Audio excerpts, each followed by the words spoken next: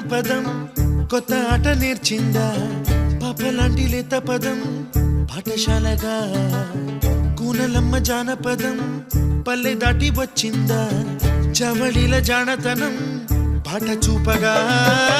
కుంచెలో దాగే చిత్రాలు ఎదురొచ్చేలా